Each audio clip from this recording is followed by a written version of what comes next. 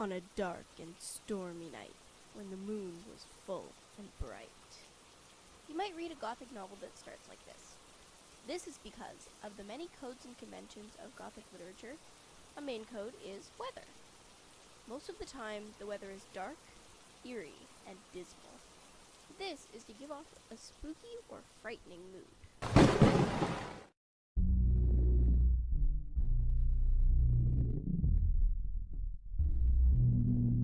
It is nearly impossible to find a Gothic horror story where the main character isn't faced with a mystery that they are trying to solve or run away from, whether it be figuring out why a ghost is haunting them, how a hotel room goes about trying to kill someone, or simply who a masked guest at a party is. This intrigue keeps the story interesting and the reader hooked by adding suspense to keep you at the edge of your seat. Another code found in Gothic horror movies or novels is the presence of ghosts. Whether the ghost is visible or not, it usually has a secondary role in the plot. The purpose of the ghost in the plot is always to startle and bring fear to the characters and the audience. Sometimes the ghost can be of the soul of the protagonist's past or the soul of someone who died. Other times, the ghost could simply just be a curse. When a character in Gothic literature is possessed by the devil or one of his associates, it can be either voluntary or involuntary.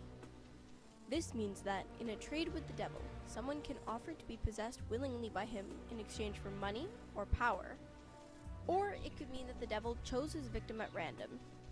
Both of these are equally as likely in a Gothic story, and usually prove to be dangerous to the hero or heroine. There are times in a Gothic story where a character starts to do things that seem very bizarre. They could be spouting nonsensical sayings, or trying to kill their brother, or releasing creepy sounds.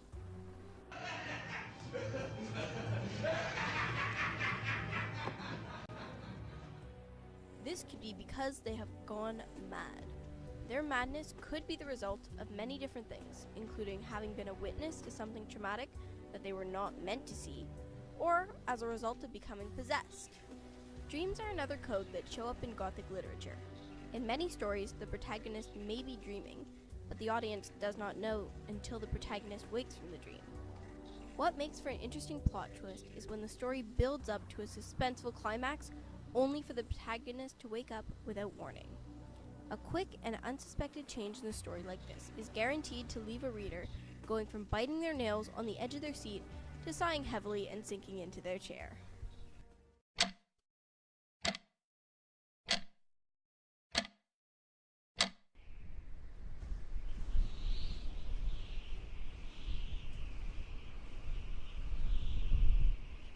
Sound effects are always expected to be in Gothic literature. Whether it be a film, novel, or short story, sound effects are a trope of Gothic literature. Hearing a moan in the distance can instantly send shivers down your spine and can even cause you to be paranoid whilst reading.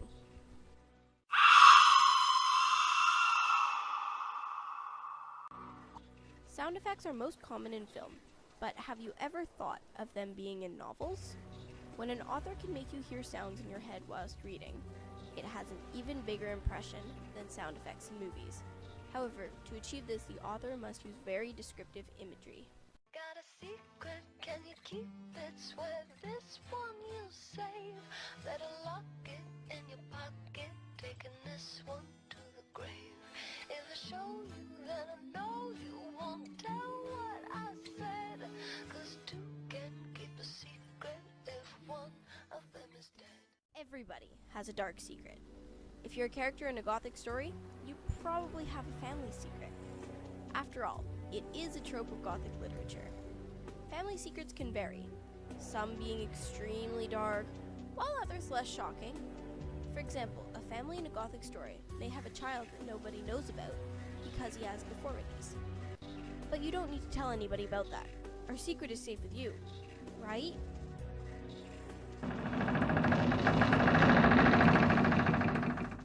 There are times in Gothic horrors where characters find secret corners, passageways, or corners.